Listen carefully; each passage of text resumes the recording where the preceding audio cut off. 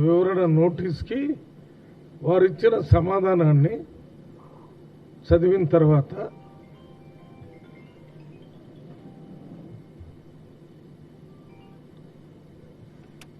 ఆ కంప్లైంట్ ఆమె కొండ సుష్మిత గారు మాట్లాడినటువంటి వీడియోస్ అవి తెప్పించుకొని వాటిని చూడటం జరిగింది.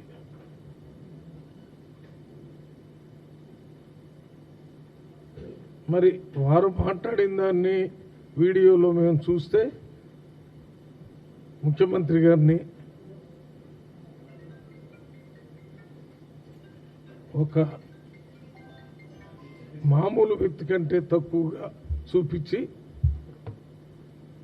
పెద్ద అనుచిత వ్యాఖ్యలు చేసినట్టుగా దాంట్లో కనపడుతుంది. దాన్ని దృష్టిలో పెట్టుకుని మేము వివరణ అడగటం జరిగింది. మరి వారు ఇచ్చినటువంటి వివరణని చదివిన తర్వాత మళ్ళొకసారి కూర్చొని ఇంకా దీనికి సంబంధించినటువంటి ఇన్పుట్స్ కూడా చూసాం. నిన్న కొంతమంది ఎమ్మెల్యేలు ఈ సమస్య మీద క్రమశిక్షణ కమిటీకి రిపోర్ట్ ఇస్తామని చెప్పారు. ఈరోజు కూడా ఎమ్మెల్యేలు కొంతమంది మాట్లాడి క్రమశిక్షణ కమిటీకి మేము కంప్లైంట్ ఇస్తామని చెప్పారు. అందువల్ల ఈ ఇష్యూని మేము ఈరోజే ఒక తుది నిర్ణయం తీసుకోకుండా అందరిచ్చినటువంటి కంప్లైంట్స్ని మళ్ళీ సమగ్రంగా మళ్ళీ ఒకసారి డిసిప్లినరీ కమిటీ మీటింగ్ పెట్టి దాని మీద నిర్ణయం తీసుకోవాలనుకున్నాం.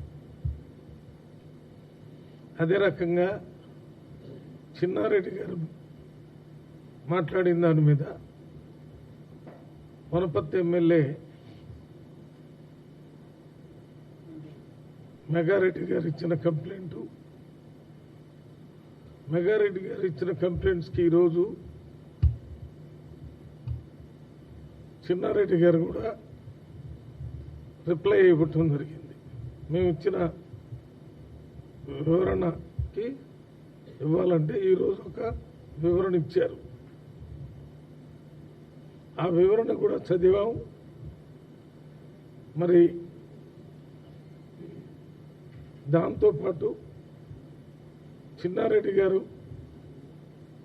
మాట్లాడినటువంటి పెన్ డ్రైవ్ కూడా మాకు ఇచ్చారు.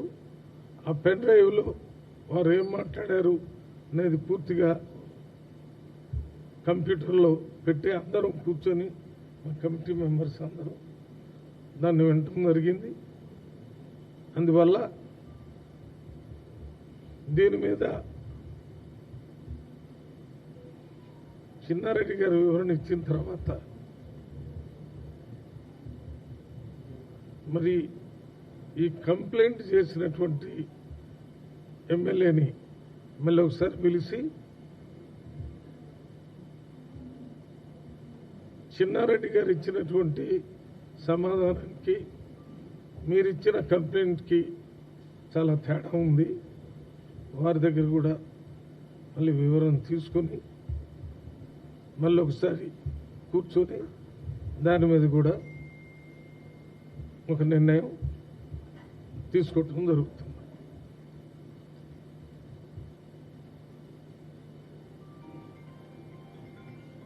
ఆదిలాబాద్లో జరిగిన ఒక PSC meeting, political affairs committee మీటింగ్లో అక్కడ ఆదిలాబాద్ ఎమ్మెల్యేగా మొన్న పోటీ చేసినటువంటి శ్రీనివాస్ రెడ్డి, అదే రకంగా అతని పేరు ఏంటన్నా శ్రీనివాస్ రెడ్డి, సంజీవ్ రెడ్డి గారికి మధ్య జరిగిన ఆ పిఎస్సి మీటింగ్లోనే జరిగిన గొడవ గురించి కూడా మేము వారికి కూడా షోకాజ్ నోటీస్ ఇచ్చాం. శ్రీనివాస్ రెడ్డి గారు ఆయన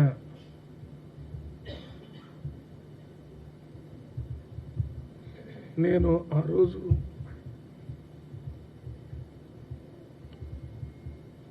ఇన్ఛార్జ్ మినిస్టర్ జూపల్లి కృష్ణారావు గారు, ఏఐసిసి సెక్రటరీ వారి ముందే కొన్ని ప్రత్యేక పరిస్థితుల వల్ల మాట్లాడాను. ఆ మాటలు మాట్లాడకుండా ఉండాల్సింది, అది నేను తప్పుగా భావిస్తున్నాను అని చెప్పి ఒకటి ఇచ్చారు. దాని మీద డిసిసి ప్రెసిడెంట్తో మాట్లాడాలని ప్రయత్నం చేశాం. ఆయన ఫోన్లో దొరకలేదు. డిసిసి ప్రెసిడెంట్ పేరు ఏంటన్నా? నరేష్ యాదవ్ గారు. ఆయన ట్రై చేసాం, దొరకలేదు. ఆ రోజు మీటింగ్లో ఉన్నటువంటి జూపల్లి కృష్ణారావు గారితో మాట్లాడాను. వారు వారి అభిప్రాయాన్ని చెప్పారు. డిసిసి ప్రెసిడెంట్తో కూడా మాట్లాడిన తర్వాత ఈ కేసులో కూడా తుది నిర్ణయం తీసుకోవడం జరుగుతుంది. ఈ మూడు కాకుండా నిన్న మొన్న జక్కిడి ప్రభాకర్ రెడ్డి గారిని సస్పెండ్ చేసిన దాని మీద కూడా ప్రభాకర్ రెడ్డి గారు గాంధీ భవన్కి వచ్చి కొంత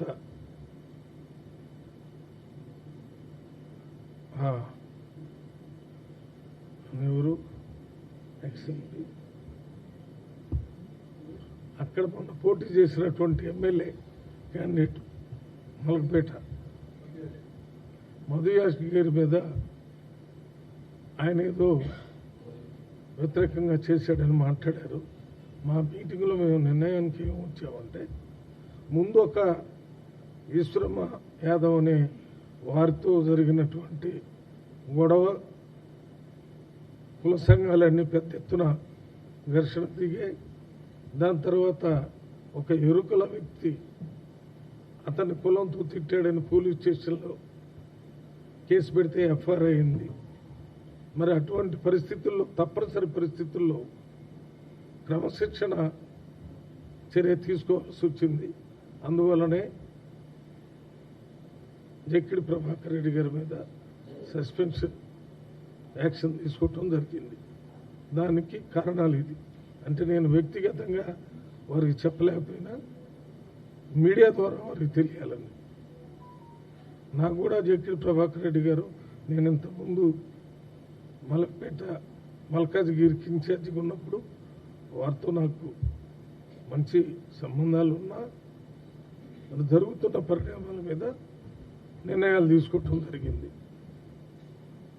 ఇవి కాకుండా ఇంకా కొన్ని సిద్దిపేట జిల్లా నుంచి, గద్వేల్ నుంచి,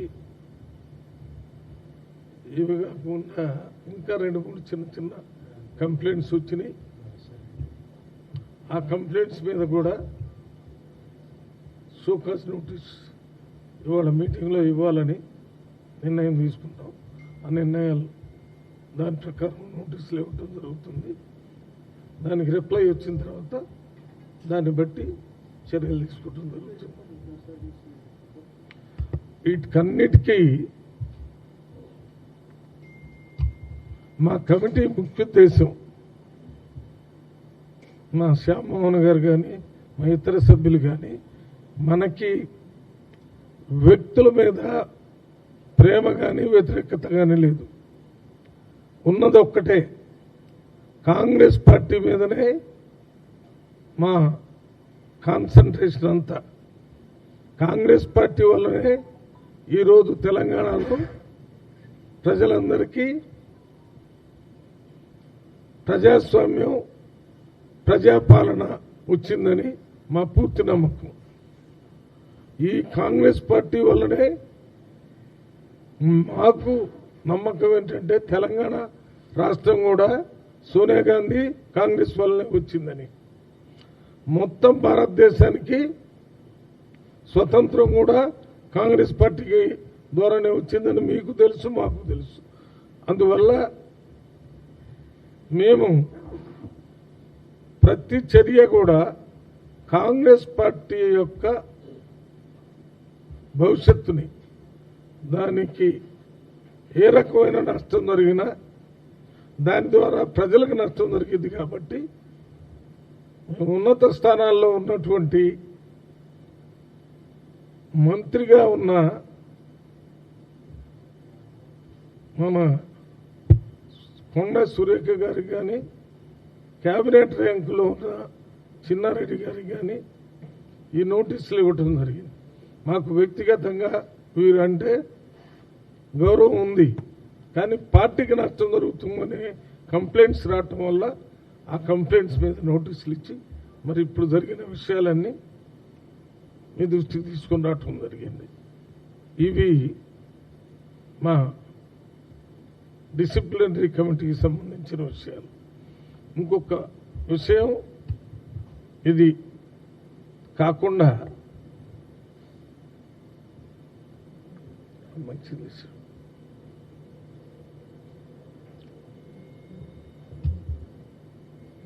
అంతే కదా.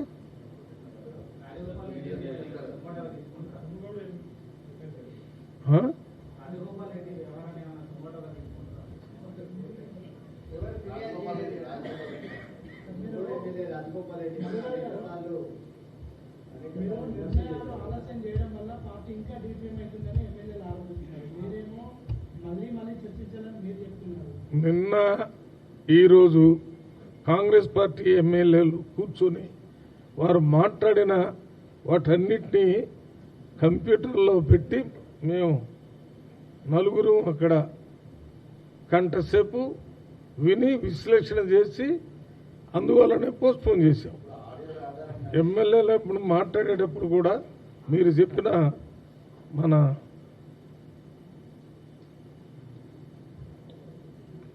మీరు చెప్పినటువంటి కోమటిరెడ్డి రాజగోపాల్ రెడ్డి పేరు కూడా వచ్చింది. మరి నేను డిసిప్లినరీ కమిటీ చైర్మన్గా ఉన్నప్పుడు వీటన్నిటి మీద నా కంప్లైంట్స్ కుప్పతెప్పలకు వచ్చినాయి. ఇక్కడ నుంచి నా దగ్గరకు రాలేదనేది ఇంతకుముందు మిత్రులు నాకు వ్యక్తిగతంగా కలిసినప్పుడు కూడా ఇంటర్వ్యూలో చెప్పాను, మళ్ళీ అదే చెప్తున్నాను. అట్లని రాజగోపాల్ రెడ్డి గారు మాట్లాడిన కంప్లైంట్స్ నాకు తెలియదని కాదు, నేను వెళ్ళలేదని కాదు, కానీ దానికి ఒక ప్రొసీజరల్ దానివల్లే ఆగింది. ఆ ప్రొసీజరు మీరు అడిగినట్టుగా సూమోటోగా చేస్తూ పోవటం కాకుండా కాంగ్రెస్ పార్టీలో ఒక ప్రొసీజర్గా ఉంటుంది కాబట్టి దానికోసం ఆగాం. ఏదేమైనా ఎవరైనా కానీ మా దృష్టిలో వ్యక్తులు ముఖ్యం కాదు, కాంగ్రెస్ పార్టీ ముఖ్యం. కాంగ్రెస్ పార్టీ వల్లనే భారతదేశానికి స్వతంత్రం వచ్చింది. నెహ్రూ గారు పంచవర్ష ప్రణాళికలు, ఇందిరాగాంధీ ల్యాండ్ సీలింగు, ఇందిరాగాంధీ బ్యాంకుల జాతీకరణం, ఇందిరాగాంధీ 20 పాయింట్ ఫార్ములా, అదే రాజీవ్ గాంధీ. నాకు చెప్పేది కూడా విను, ప్రశ్న చెప్పు. నేను ప్రశ్న అడిగిన దానికే చెప్తున్నాను. మేము ఎందుకు ఈ కాంగ్రెస్ పార్టీకి ప్రాధాన్యత ఇస్తున్నామంటే మా ఉద్దేశంలో రాజీవ్ గాంధీ టెక్నాలజీ రెవల్యూషన్ తెచ్చింది, ఇందిరాగాంధీ అగ్రికల్చర్ రెవల్యూషన్ తెచ్చింది.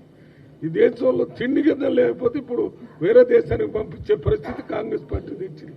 అటువంటి కాంగ్రెస్ని కంటికి రెప్పలాగా కాపాడాల్సిన బాధ్యత ఉంది.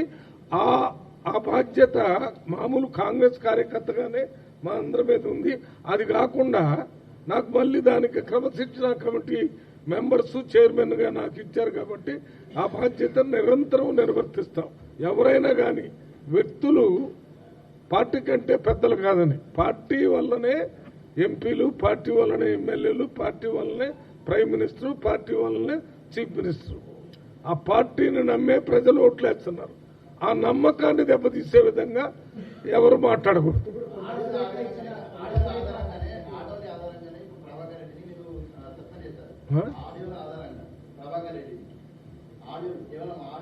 వీడియో కూడా చూసాం. ఏది ఈయన జక్కిడి ప్రభాకర్ రెడ్డి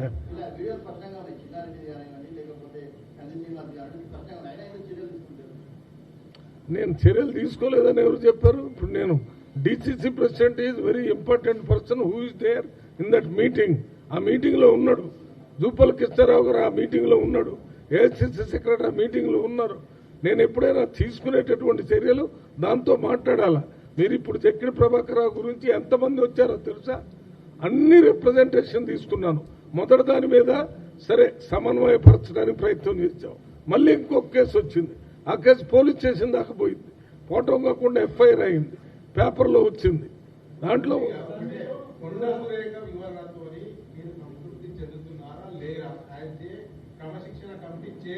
యాజ్ ఏ క్రమశిక్షణ కమిటీ చైర్మన్గానే నేను ఇక్కడ కూర్చున్నదే చైర్మన్ లాగా. దానికోసమే మీతో మాట్లాడుతున్నా. దానికే 3 గంటలు ఆమె ఇచ్చినటువంటి ఆమె ఇచ్చినటువంటి వినాలి. ప్రశ్న నీ వంతు, సమాధానం నేను కదా. సమాధానం కూడా నువ్వే చెప్తే ఎట్లా? నన్ను ప్రశ్న వేసేవరే సమాధానం. 2 నువ్వే అయితే రాజు నేనే, కింకరుడు నేనే అంటే ఎట్లా? అయితే అది చూశాను. వారు కొన్ని అతి ముఖ్యమైన పాయింట్ ఏం చెప్పారంటే, న్యాచురల్ జస్టిస్ ప్రకారం ఆమెకి నాకు సంబంధం లేదన్నారు. దాని మీద మేము బాగా సుదీర్ఘంగా చర్చ చేశాం. అయితే నిర్ణయం తీసుకోవటం జరగలేదు. న్యాచురల్ జస్టిస్ ప్రకారం క్యాబినెట్లో మినిస్టర్ గారు ఎవరు మాట్లాడినా, సొంత కూతురే కాదు, కాంగ్రెస్ పార్టీ గురించి ఎవరు, ముఖ్యమంత్రి గురించి ఎవరు నెగిటివ్గా మాట్లాడినా అది న్యాచురల్ జస్టిస్లో భాగంగా దాన్ని ఖండించాలి. అది ఖండించలేదు కదా అనేది ఒకటి అనుకున్నాము. అది కాకుండా ఇంకా చాలా వివరాలు తీసుకోవాల్సిన అవసరం ఉందని డిస్కషన్ చేసి ఆఫ్ చేశాం. మళ్ళీ ఒకసారి కూర్చుంటాం, దాని మీద సుదీర్ఘంగా చర్చ. తొందరపడకూడదు. ఆమె మంత్రి, ఆమె హానరబుల్ మినిస్టర్. అందువల్ల అన్ని రకాలుగా ఆలోచన చేసిన తర్వాతనే మనం ఫైనల్ డెసిషన్ చెప్పాలి. మీరు అన్ని విషయాలలో ఆలస్యం చేస్తున్నారనే తుంగతుర్తి అంశాన్ని కానీ, ఎల్బీనగర్ అంశాన్ని కానీ మీ కమిటీకి సంబంధం లేకుండా వేరే వాళ్ళకు బాధ్యతలు అప్పగించారు.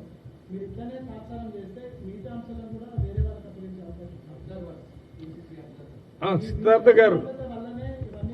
సిద్ధార్థ గారు మీ అనాలిసిస్ మీ సొంతం.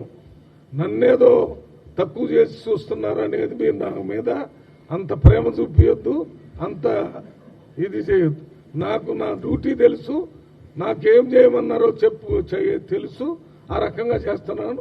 నాకు అటువంటి పరిస్థితి లేదు. కొన్ని కేసుల్లో పిసిసి ప్రెసిడెంట్ గారు, ఏఐసిసి ఇన్ఛార్జి మీనాక్షి నటరాజన్ గారు, వాళ్ళు కొన్ని నిర్ణయాలు తీసుకునే హక్కు వాళ్ళకి 100% ఉంది. అది నా దగ్గర పంపించే కార్యక్రమాలు ఎప్పుడు పంపేయాలో చేస్తారు. వీటన్నిటిలో కూడా వారు నా దగ్గరికి ఫార్వర్డ్ చేసిన తర్వాతనే మాట్లాడుతున్నారు.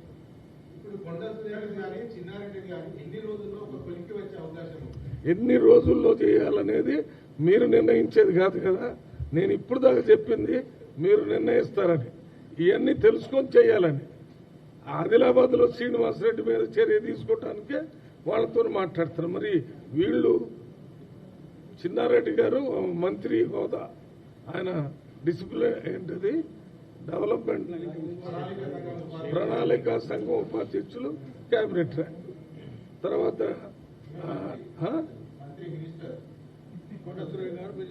ఆయనకే ఇంకా వేరే ఉన్నాయి. అక్కడ మన ప్రజాభవన్లో ప్రజల దానికి ఇన్ఛార్జి, అక్కడ వారికి. అది కాకుండా ఈ కరువు మీద ఒక కమిటీ వేశారు, దానికి కూడా. మరి అందువల్ల ప్రతి విషయాన్ని చాలా జాగ్రత్తగా చేయాలి. ఆయన కూడా పాతకాలంలో యూత్ కాంగ్రెస్ స్టేట్ ప్రెసిడెంట్ చేశాడు, మినిస్టర్ చేశాడు. మరి ఇప్పుడు ఎందుకు మాట్లాడాడు అనే దాని మీద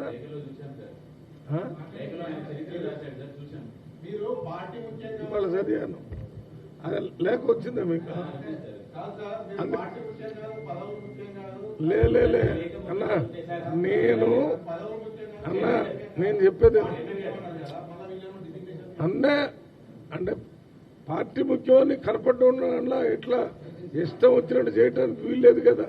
పార్టీకి నష్టం జరిగే వాళ్ళు ఎంత పెద్ద వాళ్ళైనా వాళ్ళని ఉపేక్షించే సమస్య లేదు.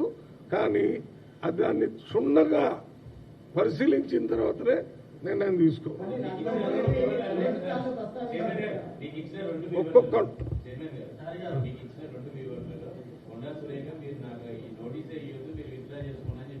చిన్నారెడ్డి గారు కూడా అసలు నేను మాట్లాడినాక తప్పే ఉంది, మీరు నోటీస్ విత్డ్రా చేసుకోమని చెప్పింది. అంటే ఆ సమాధానం వాళ్ళు ఇచ్చే దాంట్లో ఏ రకంగా ఇవ్వాలని నేను రాయలేదు. సమాధానం చెప్పమని చెప్పాను. నేను ఫైనల్ చేసేటప్పుడు ఏమి నిర్ణయం తీసుకుంటానో మీకు చెప్తాను. ఆ నిర్ణయాలు ఏం చేయాలో నేను తీసుకున్న తర్వాత నీకు చెప్తాను. కానీ నువ్వు చెప్పినవని నేను తీసుకోను.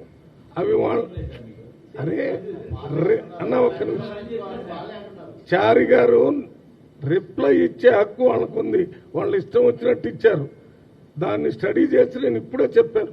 ఇద్దరు కూడా ఉన్నత స్థానాల్లో కాంగ్రెస్ పార్టీలో ఉన్నారు కాబట్టి దాన్ని ఏ రకంగా తీసుకోవాలో నిర్ణయం తీసుకుంటాను.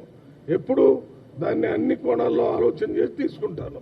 మీరు చెప్పినట్టు మీరు చెప్పిన దానికి వెమ్మటే రిప్లై తీసుకుంటే మళ్ళీ మేము కూర్చోవటం ఎందుకు? మళ్ళీ కమిటీ మీటింగ్ పెట్టాలనుకున్నాం కదా.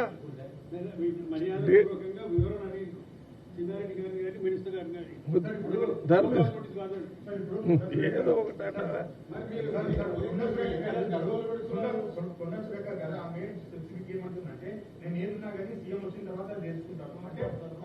అంటే ఆమెకు మరొకసారి పార్టీ కానీ క్రమశిక్షణ సంఘం పైన ఏ గౌరవం లేకుండానే మళ్ళీ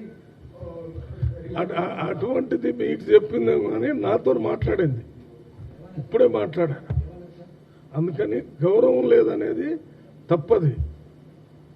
గౌరవం నాకు ఆమె మీద ఉంది, ఆమె మీద నాకుంది. ఇక్కడ సమస్య ఏంటంటే కాంగ్రెస్ పార్టీ మీద ఏం జరిగిందనే దాని మీద అన్న, తమ్ముడు, అక్క, చెల్లెలు, చుట్టాలతో సంబంధం లేదు. కాంగ్రెస్ పార్టీకి నష్టం చేస్తే అది మాత్రం కుదరదు. అంటే నేను కొండా సురేఖ గారు నాతో మాట్లాడారని చెప్పాను. మాట్లాడారో లేదో వారిని అడగండి. నేను ఏం మాట్లాడారనేది నీకు చెప్తే మళ్ళీ మీటింగ్ ఎందుకు పెట్టాలి? నేను ఏం మాట్లాడు నేను అన్నా, నేను మొన్న హలో అన్నా ఒక్క మాట చెప్తాను. హరి ఇదిగో నిన్న ఒక్క మాట ఈ మెగారెడ్డి గారి తరఫున ఒక 200 మంది నాకు వనపర్తి మన కలవకుర్తిలో వచ్చి కంప్లైంట్ చేసి చెప్పి అదంతా చేసి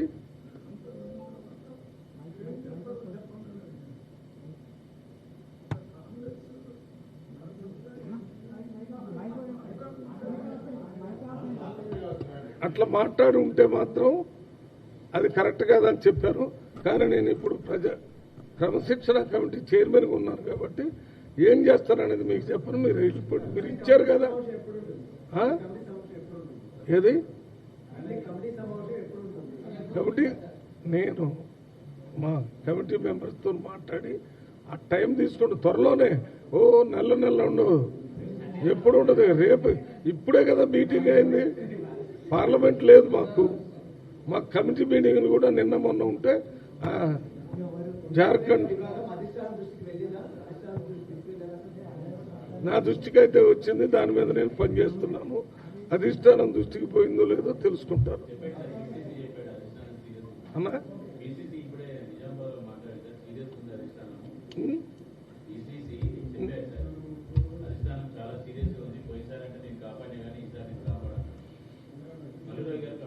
నేను పిసిసి ప్రెసిడెంట్ గారు చెప్పిన దాన్ని 1% కూడా డిఫర్ గారు. ఎందుకంటే ఆయన మన పార్టీ అధ్యక్షుడు. ఆయనకి హైకమాండ్తో కంటిన్యూస్ గా సంపర్కంలో ఉంటారు కాబట్టి వారికి తెలిసిన విషయం చెప్పారు. కానీ ఆ విషయం నా దృష్టికి రాలేదు. నేను హైకమాండ్తో మాట్లాడలేదు.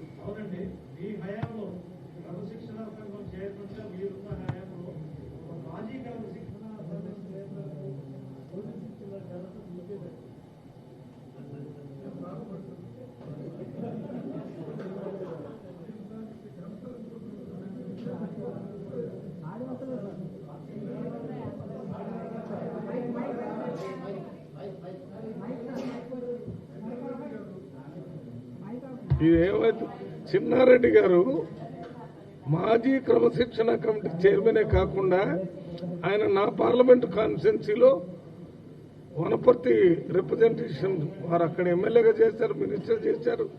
వారితో పాటు నేను మినిస్టర్గా ఉన్నప్పుడు అవన్నీ చేశాను. అది తప్పనిసరి పరిస్థితుల్లో కొన్ని పార్టీకి సంబంధించిన ఈ పొజిషన్ లేకపోతే నేను మాట్లాడేవాడిగా. నేను క్రమశిక్షణ కమిటీ చైర్మన్ కాకపోతే ఆ చిన్నారెడ్డి గురించి కానీ లేకపోతే వారిని గురించి కానీ బయటకు వచ్చి మాట్లాడాల్సిన అవసరం. కానీ ఏ బాధ్యత ఇచ్చినా చేయాల్సిందే. మనం special representative government of Andhra Pradesh ఉన్నప్పుడు ఆ పని కూడా అంకిత భావంతో పనిచేశాను. ఈ పని కూడా అంతే అంకిత భావంతో పనిచేస్తాను. ఇది అయిపోయింది కదా. ఇక్కడ ఇంకొకటి అసలు విషయం మాట్లాడుకుంటాం.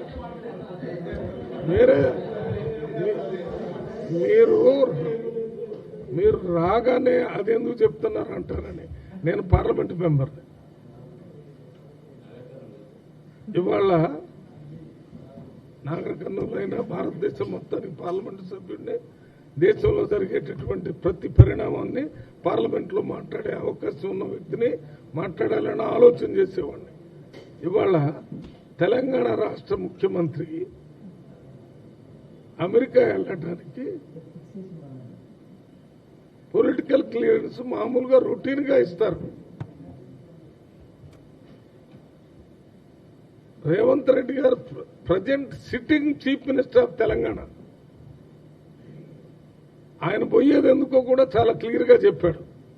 అక్కడ ఉన్నటువంటి హైయర్ ఎడ్యుకేషన్ ఇన్స్టిట్యూషన్స్ అక్కడున్న వాళ్ళందరితో మాట్లాడి మన దగ్గర ఉన్నటువంటి హైయర్ ఎడ్యుకేషన్ ఇన్స్టిట్యూషన్తో వారితో కోఆర్డినేషన్ చేసి ఆ ఎడ్యుకేషన్ వ్యవస్థలో ఉన్న మంచి మన ఇన్స్టిట్యూషన్లో కూడా ఇంట్రడ్యూస్ చేయాలంటే ముఖ్యమంత్రి స్థాయిలో మాట్లాడి చేయాలనే ఉద్దేశంతో లండన్ పోయి ఆ పని చేశారు. రేపు అమెరికా పోవాలంటే చివరి నిమిషం దాకా ఎప్పుడో 10-15 రోజులు 20 రోజుల కిందటే క్లియరెన్స్ కోసం పెడితే ముఖ్యమంత్రి గారు ఇక్కడి నుంచి బయలుదేరి అది ఆటోమేటిక్గా వస్తుంది అనే ఉద్దేశంతో అన్ని టికెట్స్ వాటన్నిటి కూడా ఏర్పాటు చేసుకుని యూకే లండన్ పోయిన తర్వాత అక్కడ పోయిన తర్వాత ఇక్కడ ఎక్స్టర్నల్ అఫైర్స్ మినిస్ట్రీ వాళ్ళ స్పోక్స్ పర్సన్ బయటకు వచ్చి ముఖ్యమంత్రికి అమెరికా పోవటానికి మేము అనుమతి ఇవ్వటం లేదు, ముఖ్యమంత్రి స్థాయికి సరిపోకుండా వేరే వాళ్లతో కలుస్తారని వారు అడిగారు, అందుకని ఇవ్వలేదు. అంటే మీకు తెలంగాణలో ముఖ్యమంత్రి స్థాయికి మించిన వాళ్ళు ఎవరైనా ఉన్నారా?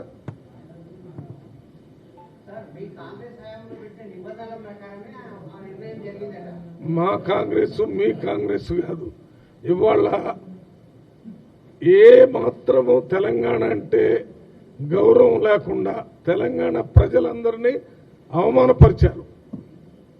ముఖ్యమంత్రి is not Congress president, is not representing Congress party, is representing whole people of Telangana.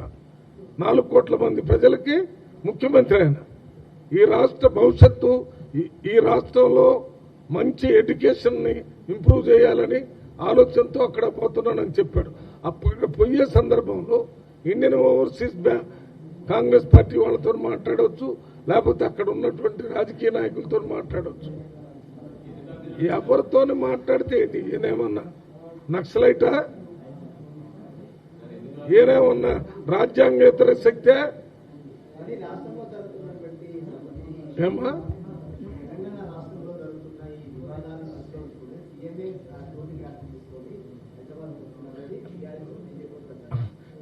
వాళ్ళకి కళ్ళు చెవులు ఉంటే కనపడదు. దానికి నేను సమాధానం చెప్పేందుకు ఎక్స్టర్నల్ అఫైర్స్ మినిస్ట్రీకి సంబంధించిన మనిషి అఫీషియల్ గా ప్రెస్ మీట్ పెట్టి మీకు ఇవ్వటం లేదు, ఎందుకు ఇవ్వటం లేదు అని కూడా ఆయన చెప్పాడు. మీరు ఇవ్వదలుచుకుంటే ఇక్కడ ఎందుకని వివరణ అడిగితే వివరణ ఇచ్చేవాళ్ళు అఫీషియల్స్ అంతా రెడీగా ఉన్నారు కదా, మేమంతా ఉన్నాం కదా. మీరేం అడగకుండా యూనిలేటర్లుగా మీకు మీరే మేము ఇక్కడ ఏం పరిణామాలు జరుగుతున్నాయని ఆయన వస్తున్న ఈ పరిణామాలు పోయేటప్పుడు లేవా? రేవంత్ రెడ్డి గారు ఇక్కడ నుంచి పోయేటప్పుడే వీళ్ళందరికీ నోటీసులు ఇచ్చారు కదా. ఇక్కడ జరుగుతున్న పరిణామాలు తెలిసే కదా 10 రోజులు పోయి వస్తున్నది. వాళ్ళు అనుకుంటున్నారు ఏవో పెద్ద పరిణామాలు జరుగుతున్నాయి, ఏదో అవుతున్నాయని. వాళ్ళకేమయ్యా, వాళ్ళ పార్టీలో ఏమైంది? బీఆర్ఎస్ పార్టీలో ఈయన ఈటెల రాజేంద్ర గారు ఉన్నప్పుడు ఆ సీఎం గారు వీళ్ళు ఏం మాట్లాడుతున్నారు, ఎట్లా జరిగింది? జనం మర్చిపోలేదు కదా. అదే మన లక్ష్మణ్ గారు ఉన్నాడు కదా బీజేపీ, ఆయన ఇంటి దగ్గర ఎంపీలందరినీ పిలిపించి మీరు అందరూ కలిసి పనిచేయాలని అక్కడ వాళ్ళ బీజేపీ ఇన్ఛార్జ్ వచ్చి మాట్లాడిపోయాడు కదా. ఇవి ప్రజాస్వామ్యంలో అత్యంత సామాన్యంగా జరుగుతుంటాయి. ఎక్కడైనా పొరపాటు జరిగితే సరి చేసుకుంటాం. లక్ష్మణ రేఖ దాటితేనే ఇబ్బంది. Liberal democratic party, Congress party చాలా మంది మాట్లాడుతున్నారు, అందరి మీద యాక్షన్ తీసుకోవటం లేదు. ఎక్కడైతే పార్టీకి భవిష్యత్తులో పెద్ద నష్టం జరిగిద్దన్నప్పుడు ఆ లక్ష్మణ రేఖ దాటిన వాళ్ళ మీదనే చర్యలు ఉంటాయి. సార్, ఇప్పుడు హైదరాబాద్ సంబంధించిన దూరాన్ని మమతాని మేయర్ని కలవడానికి వెళ్తున్నాడు అని సమాచారం ఉందని వార్తలు వస్తున్నాయి. ఎవరు? రేవంత్ రెడ్డి కలిస్తే న్యూయార్క్ మేయర్ సార్ దూరాన్ మమతాని సపోర్ట్ చేశారు. అన్న, న్యూయార్క్ లో ప్రజలు ఎన్నుకున్నటువంటి ఒక మేయర్ని తెలంగాణలో ప్రజలు ఎన్నుకున్న ఒక ముఖ్యమంత్రి కలిస్తే నష్టం ఏంటి? అక్కడున్న ట్రంప్ను కలిసిన నష్టం ఏంటి? అక్కడ మేము మామూలుగా ఎక్స్ఎంపీ పోయినప్పుడే చాలా మంది లీడర్స్తో కలిసాం.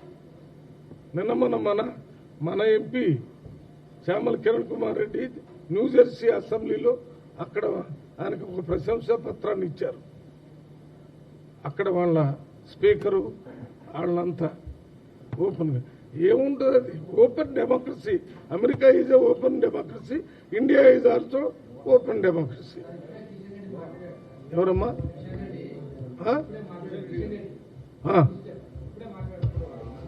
ఏమంటాడు కిషన్?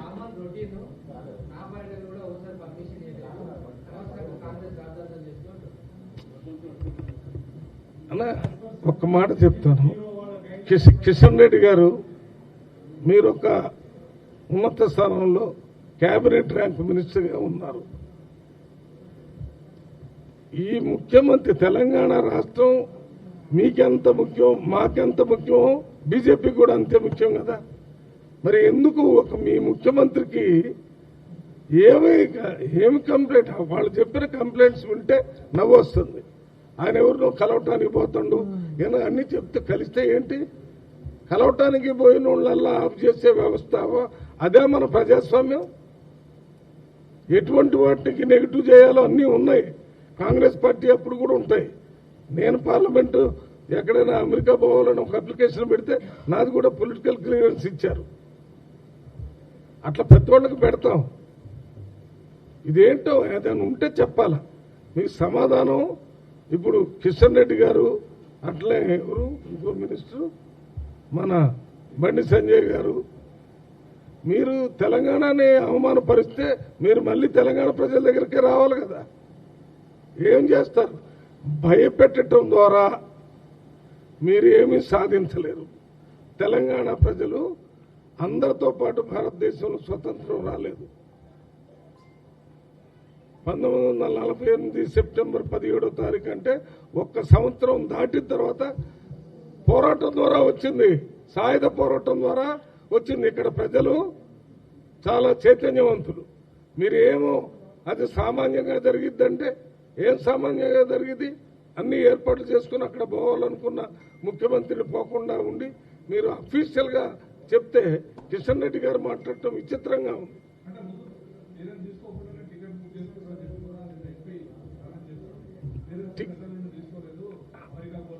మీకు ఒక్క విషయం చెప్తానన్నా, మేము ఇట్లా పెట్టి అక్కడ పోలేదు. మేము 10-15 రోజుల నుంచి అది అడుగుతూ ఉంటే చూస్తున్నాం. అది అండర్ సెక్రటరీ అయింది, జాయింట్ సెక్రటరీ అయింది, సెక్రటరీ దగ్గర పోద్ది, మినిస్టర్ దగ్గర పోద్ది, ఇదేముంది ఇస్తారులే అని చెప్తూ వచ్చారు. చివరికి ఇవ్వకుండా చేశారు. అసలు ఎవ్వరు అనేది ఊహించడానికే వీల్లేదు. ఏమి రెస్పాన్స్ ఏది పెద్ద ఇష్యూయే లేదు అక్కడ. అయితే వాళ్ళు ఇవ్వలేదని మేము చెప్తుంటే తెలంగాణ నుంచి వచ్చిన కేబినెట్ మినిస్టర్ గారు అది అతి సామాన్యం అంటే ఆయన విజ్ఞతకే వదిలిపెడతాం. ఆయన పోలేకపోయిందా ఆయన ఇష్టం. కానీ నేను చెప్పేది కేసు ఆయన ఎప్పుడు చీఫ్ మినిస్టర్ కాలేదు, ఆయన ఎప్పుడు పోకుండా ఆపలేదు. ఇప్పుడు చీఫ్ మినిస్టర్ వేరు, ఆయన పోవటం వేరు. అర్థమైందా మీకు? ఆయన కూడా చీఫ్ మినిస్టర్ అయినానంటే చెప్పండి.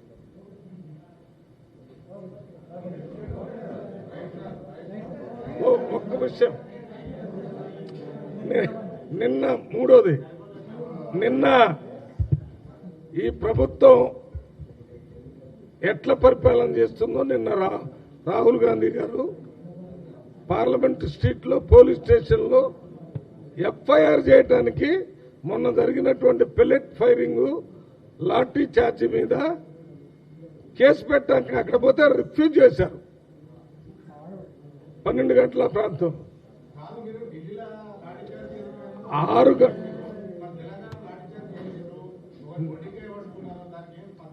ఇక్కడ ఓకే, నేను ఇది నన్ను పూర్తి చేసిన తర్వాత నీ ప్రశ్నకు సమాధానం.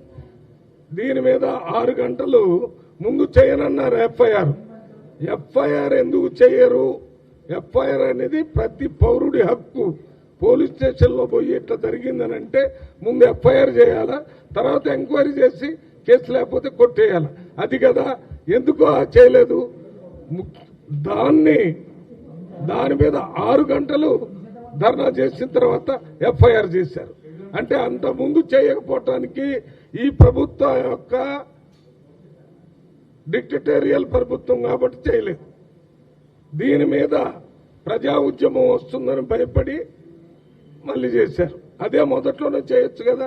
నిన్న నేను పార్లమెంటులో మీటింగ్లో ఉంటే మాకు మెసేజ్ వచ్చింది, మేము కూడా ఆ ధర్నంలో కూర్చున్నాం. అందుకోసం మీకు చెప్పడానికి ఇవాళ భారత్ జోడో యాత్రలో తిరగటమే కాకుండా ప్రజాస్వామ్య పునరుద్ధరణ కోసం, ప్రజాస్వామ్య పరిపాలన కోసం రాహుల్ గాంధీ గారు పెద్ద ఎత్తున ఉద్యమాలు కూడా చేస్తున్నాడని చెప్పడానికి ఈ ఎగ్జాంపుల్ మీకు చెప్పాను. Thank you.